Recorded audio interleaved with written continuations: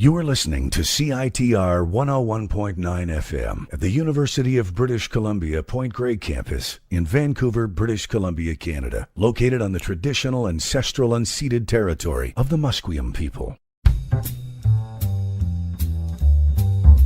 Welcome to the Liesl Lafferty Podcast, an exploration into the world of theater through a series of conversations with a talented and eclectic group of accomplished playwrights and theater artists from New York, Vancouver, Montreal, Toronto, London, England, and Saskatoon. Episode 6. Yvette Nolan of Saskatoon is a theater creator who has contributed greatly to the development of Aboriginal theater in Canada. Liesl Lafferty and Yvette Nolan. I don't even know how to start. It's been a while since I've done one, but okay. Welcome to today's podcast. I'm going to start with a land acknowledgement. The University of British Columbia Point Grey campus is located on the traditional and ancestral unceded territory of the Musqueam people. And as a theater artist, I am grateful to work, learn, and play here. And I just wanted to add to the land acknowledgement today that we've had a reconciliation poll on the weekend was raised at UBC, carved by James Hart. And in the studio today, welcome Yvette Nolan. Thank you very much for having me. A fabulous playwright and Canadian.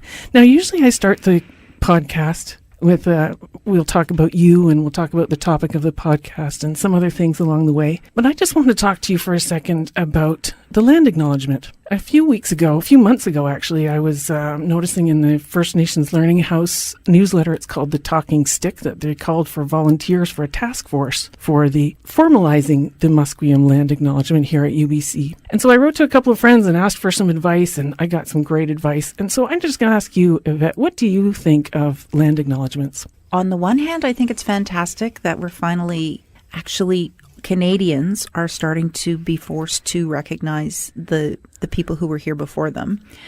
And on the other hand, I worry about formalizing anything. Too many events I'm at, someone walks out and they're like, so I'm supposed to acknowledge like in Toronto, it's the Mississauga of New Credit, right? It's the Mississauga of New Credit. Okay, so getting on with our business. Like, I think, like everything, we have to be mindful about. I would rather have someone come out and just recognize the connection to the land than read off a card, the Musqueam, the Tsleil-Waututh, the Squamish nations, and be done with it. I actually want Canadians to understand their connection to the land. It is complicated. I mean, I belong to the Indigenous Performing Arts Alliance in Canada, and we've been working on land acknowledgement for a long time to give mainstream theaters and our colleagues a way to understand what it is they're doing. First of all, to acknowledge that they're on the territories of the people, and secondly, to do it in a meaningful way. So what would your advice be to me as I go to volunteer for this task force? The advice is always, my mother told a story about being in a circle with an elder who was doing a bunch of teaching, and he would do some teaching and he would ask a question and people would say, he'd say, what do you think that means? And someone would say this and someone would say that. And then he'd get to this one woman and she'd say, I don't know.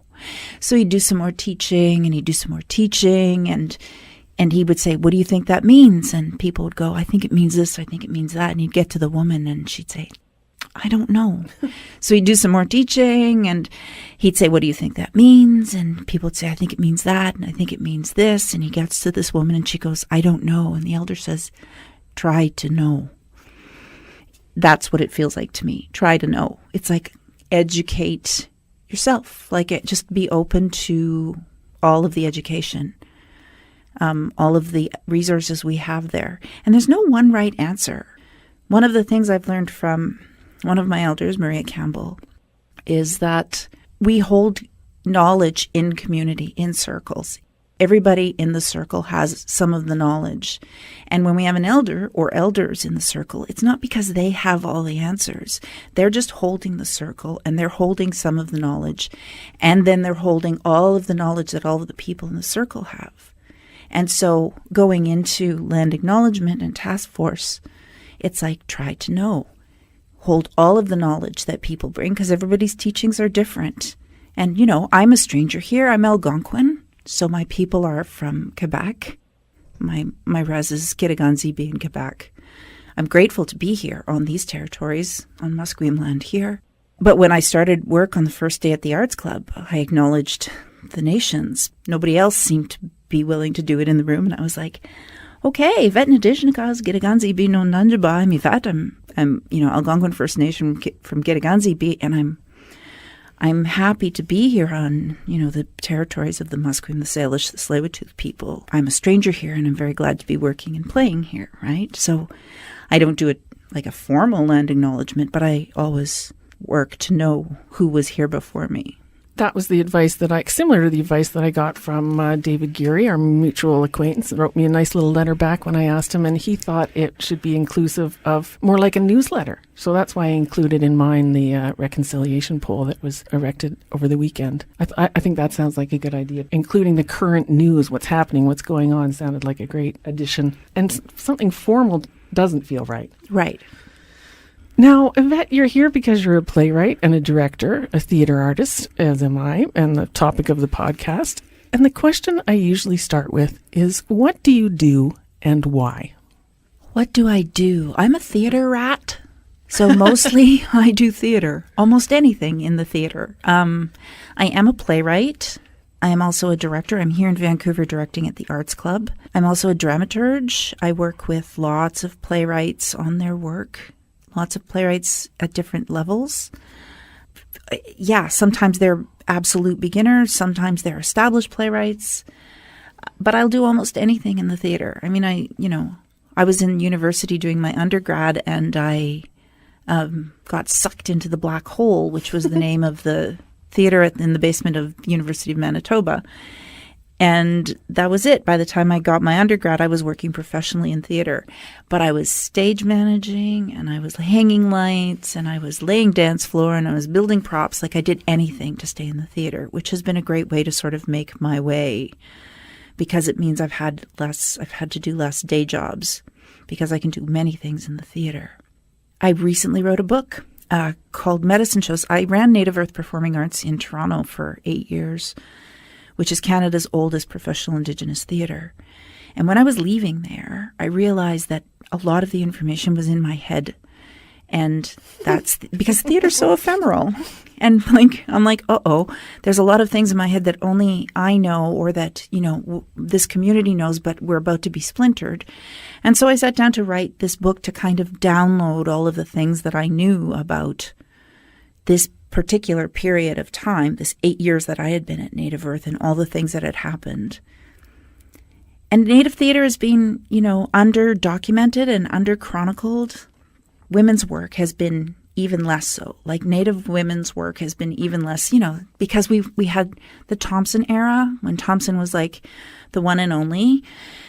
And then we had the Ian Ross era, when Ian was the one and only, and then we had the Kevin Loring era, where Kevin was the one and only. It's like the mainstream can only see one Indian at a time, and it's usually a man, and so all of the work that happened concurrently with Thompson and Ian and Kevin was largely ignored by the academics.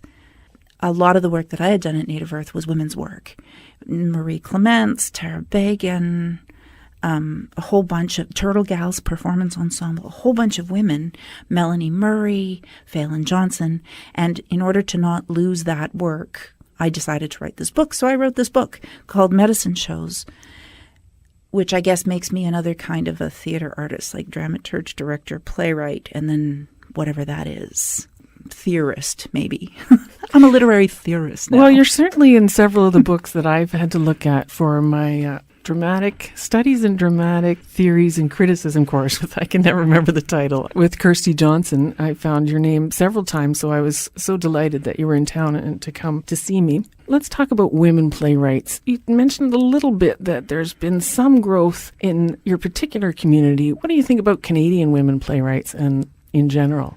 It's still shocking to me how underrepresented women playwrights are on the stages of this country. I shouldn't be shocked. That seems to be the way of the world. And recently there was another study. There was the Fraticelli report 100 years ago, and then more recently there was another study about equity in theater, and the numbers had not changed in 30 years. We're still like 17% women, and everyone else, and the rest were plays by men.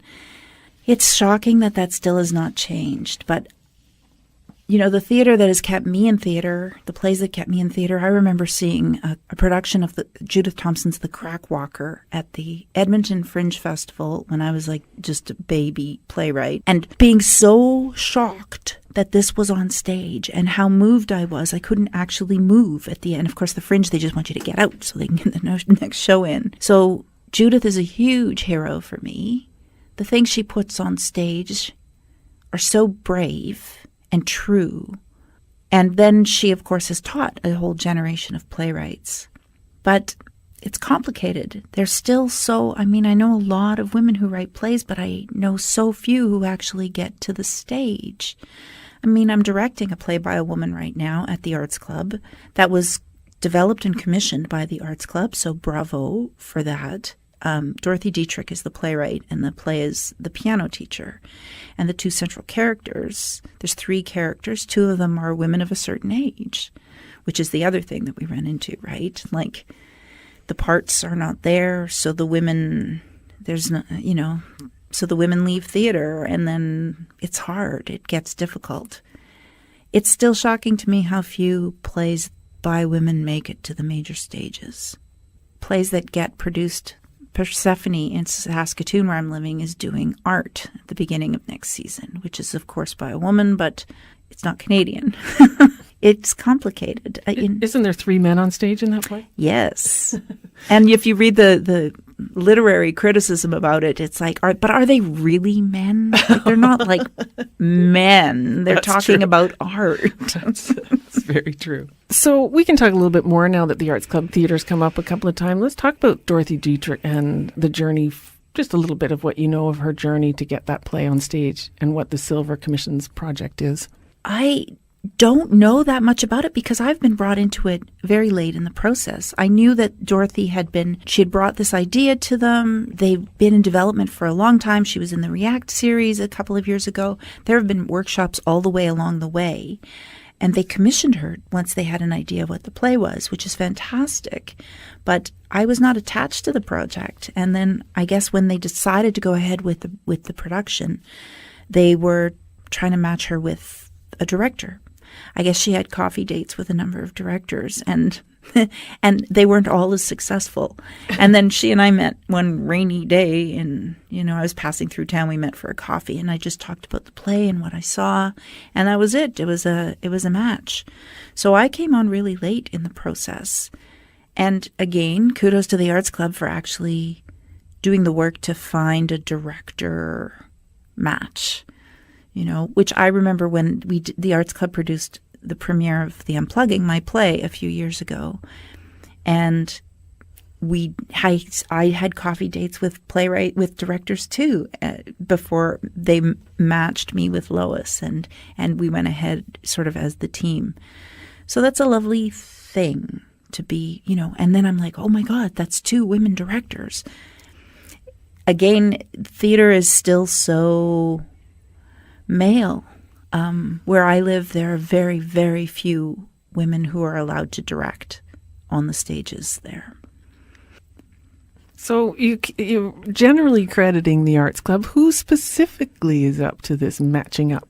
Well, it's trickled down, I'm sure. Like Bill he's built that place. Rachel Dieter is the literary manager there, and she does all of that development work. She sort of shepherds all of the new work, and she does a lot of the matchmaking. Yes, I was hoping you'd say Rachel because I know she's instrumental in the development of the playwriting at the Arts Club.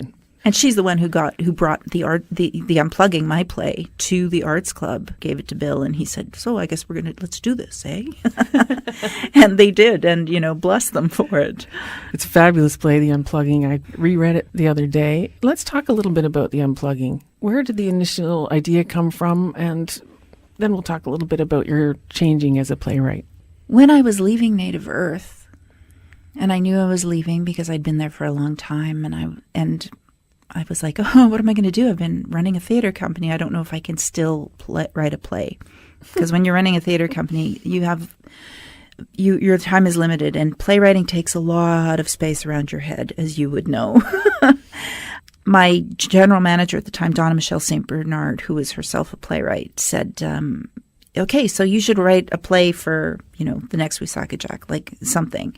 And I was like, I'm not ready. And she's like, yeah, you better just do it. So I had, Kugler, my mentor, had given me a copy of Two Old Women, which is Velma Wallace's retelling of an Athabascan story of set pre-contact of two old women who, in a time of need, are banished from their community for being old and grouchy, essentially, for being useless. Instead of dying or freezing to death as they're intended to, they dig down and they have to remember their traditional knowledge in order to survive. And they do. And they survive, and then the community realizes that they are not useless, and they come back to them and they ask them to rejoin the community. That idea, I'd read that book many years before, and that idea had stuck with me, and I was like, becoming a woman of a certain age, becoming invisible as one does at a certain age, and becoming useless because, I don't have children, like biological children, and what is our value as women in the world once we're no longer producing issue? And I thought, okay, this is something that I can work with. So I took essentially the story and I moved it into the 21st century. And these two old women are not actually, they're my age. They're women of a certain age. So they're 50s, and the older one's probably 60. And they're banished from their, it's post-apocalyptic. The lights have gone out. The unplugging refers to the fact that the lights have gone out and never come back on, and the world has kind of collapsed accordingly and then realigned itself behind feudal lords and stuff. These two old women, I'm making the air quote sign, are banished from this community, and they too have to remember what they know in order to survive. And so they do. And then, as in Velma's retelling of the story, the community sends a young man to see what he can learn from them. It is very much a post-apocalyptic story and a 21st century story, because I really am an apocalyptist. I don't actually believe in this world. I don't think we can go on like this. I think we're headed for some kind of ending. And the only way that I could see us going forward was by erasing kind of most of the world and starting over with, a very small community, like these two women and this young man. Well, it's a beautiful play, and it's quite, it sounds like you're talking about huge issues, and they are huge issues, but the play is very accessible. It's sparsely written, not too much dense dialogue, and moves along very quickly, and a really beautiful story with clear relationships and really deep, beautiful characters. I love that play. So your first play, Blade, right, was at the Winnipeg Fringe Festival in 1990, and you've written several plays since then. I read Job's Wife, or the Delivery of Grace. And recently, which is also a fabulous play. I love, in one of your articles that you wrote, you talk about the type of Indian we're allowed to expect, or we expect in certain plays. And you draw a parallel with Shakespeare. The funny, wise Indian is like the jester in a Shakespeare play. And I find Coyote is like that too. The animal spirits, I just read Jessica as well, by Linda Griffiths and Maria Campbell, and lots of animal spirits, switching characters, speaking chorally, exchanging in and out. How do you think your plays have developed since that first play in 1990? Wow, that's such a great question. It is such a journey, isn't it? Like, my first play actually came to Women in View Festival here after the Winnipeg Fringe, and I caught hell from the audience because the central character in Blade is a young white woman who is telling the story. And that's because I'm like an invisible Aboriginal woman. Like, I have my father's white skin, my mother's Aboriginal heart. And so that my first engagement with the world is as a woman, like the way the world sees me. And so I was given hell by like, oh, don't you feel the responsibility to be the voice of your people? And I was like, women are my people. But it made me think about, like, like what that means, like what it, and Blade was not absent of Indigenous content. I mean, the reason that character is white is because nobody has been paying attention to the Indigenous story until the white woman is killed. And then suddenly they care that someone is killing women because it's not just another Indian, right? And in fact, when Da Vinci's Inquest started a few years later, my mother was all excited. She's like, they're doing Blade. Did you see Da Vinci's Inquest? They're doing Blade. I'm like, yeah, Mom, it's not a new story. That one is not a new story. But it did sort of bring me up short in terms of what stories I wanted to tell and how I wanted to tell them. And then in Job's Wife, I took it to the other extreme, and, a young woman asks for help from God. She's a young white woman carrying a child who would be a half-breed like me, and the God that shows up is an Indian. And so she's like, it's one of those, for a while I grappled with cosmology in my early plays.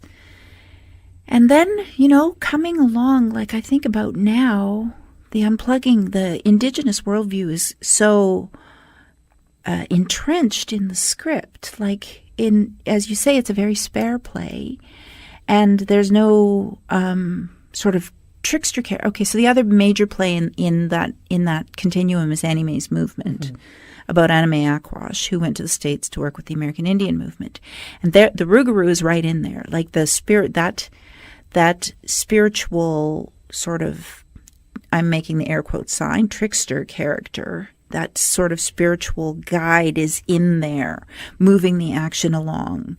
And I think that's when I started allowing that kind of, the cosmology to actually manifest on stage in that way. I did an adaptation a few years ago, commissioned by the Gateway, called The Birds, which is an adaptation of Aristophanes. The Birds, not the Hitchcock The Birds, but Aristophanes. And it was very freeing to have the container of the birds, and just, I did it with an Indigenous worldview, and there you go. All of those, the birds show up and being colonized and learning the bad habits of the colonizer, and how do we protect our culture, but all in the guise of the birds. So it's been interesting to see how my own personal cosmology manifests in the plays over the years, because we start from the plays that we see and the plays that we read. And of course, for me, there was no Indigenous theater growing up in Winnipeg. The first thing I ever saw was the Res Sisters, the touring production. And by then I was like 25 years old or something. I was like, oh, we can do this too. Oh my God, right? The Book of Jessica, which you mentioned, was actually so hugely important to my development, because she allowed all of those realities to live at the same time, all of those creatures, all of those animal spirits to be in the same space as the characters, or to come and go as they please. That was very freeing for me.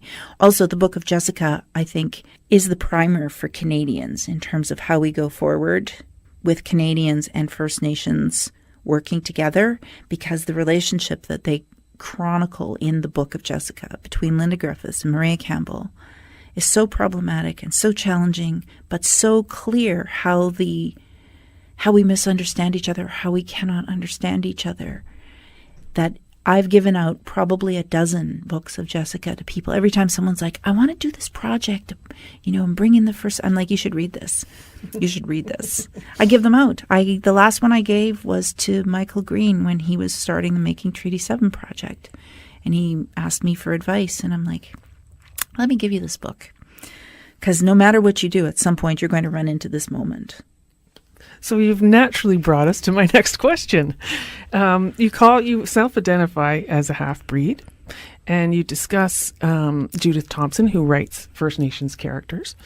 And I brought out the Book of Jessica because it's Linda Griffiths, a white playwright, writing with Maria Campbell. And my interest as a theater artist and a current MFA playwriting student, I'm interested in what the community is calling for, and that is multiculturalism on our stages.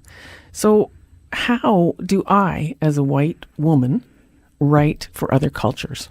Oh, you're asking like totally the wrong person, because because I'm always in the weeds on this. Like I write for everybody, and then I just get killed for, like, I realize now. You asked about my career, like the beginning and the end. So in my very first play, I was getting shit for putting a white woman on stage who was holding the story of the Indigenous woman who was disappeared by society. And then a couple of years ago, Factory Theatre did the third production of The Unplugging.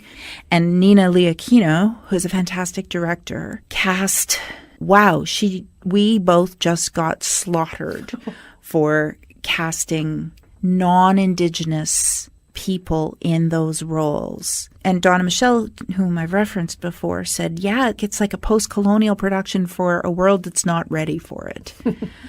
We're in the throes of identity politics right now. I don't think there's any right way. I think you just have to you have to know what your values are. You have to know why you're doing things, and then you have to do them and be prepared to just eat shit. That's pretty much all I can say. Because we can't just be writing. I mean, I have never just written my experience. We bring everything to the room. We can't just be writing. I would never write men if I didn't. I write everybody, and then I put everybody on stage. And the people who are the most marginalized, who have been the most oppressed, very often make the best oppressors. Like, we have to be mindful that we don't become the monster that we're fighting. I'm now already starting to prepare to catch shit. Do you have any experience with your theatre or Canadian theatre abroad? When I was at Native Earth, we started reaching out to, or we were reached out to by an Australian Indigenous company called Yirrayarkin. And we ended up touring with Yirrayarkin and Tawata Productions, both in Canada and in Australia and Aotearoa, New Zealand. That's a really strong relationship we have with our Maori whānau, our Maori family, Tawata. Most recently, we started a project called Waka Chiman, means canoe in Te Reo Maori, and Chiman in my language means canoe, because the thing that connects us is water, and the idea of the canoe is knowledge as well. And then we brought on Raven Spirit Dance in Vancouver, Michelle Olson, my colleague here, who runs Raven Spirit Dance. And so it became a bigger project. And so we've been developing this work about water. And again, I'm such an apocalyptist. It's about kind of what we're doing to the water and how that affects all of us all over the world. I think it's interesting that Indigenous people all over the globe are working together. And of course, water's the big thing right now. The water keepers, water's the next sort of battleground. Okay, so some of the fun questions I ask sometimes have to do with water. When was the last time you got to go for a swim in a lake? Well, it would have been last summer. We camp all the time in Saskatchewan. Oh, and actually last summer, my partner and I camped down the coast. And then we stayed at Hyatt Lake near Oregon Shakespeare Festival because I had a gig at Oregon Shakespeare Festival. And so I swam in both the ocean and the lakes. Beautiful. Right? What's your favorite way to ingest maple syrup? Oh, God. On oats in the morning. Blueberries, steel-cut oats, maple syrup, 5 days a week. Oh, I love my maple syrup. I also put maple syrup in my salad dressing, and that happens quite often, too. Have you ever seen a bear? I am Bear Clan, Mugwood, yeah. I am Bear Clan, and yes, I see bears all the time. So I'm seeing a bear is what you're saying. Yes, you are. Both grizzly and black. Now, I almost forgot about my big money question, and you have an article written on it that I read last night. As a theater artist, how do you make money? I'm so blessed to finally have arrived at a place where, when I was in university, I was like, someday I just want to be well off enough that I don't have to add up the groceries as I'm buying them. So when I hit that, in my 30s, I'd sort of arrived. I'm lucky now. I do dramaturgy for money. I'm directing. Someone's paying me to direct. I haven't had a day job in a long, long time. I don't have a lot of costs, though. I don't own a house. I don't have kids. I have a partner who right now has a day job. We cobble together a lifestyle. We live pretty frugally. People pay to bring me to places, so I fly around for, on someone else's dime a lot. We pay better in theater than we used to when I started out. Well, thank you so much for joining me today. I really appreciate it. Thank you so much. Thanks for having me.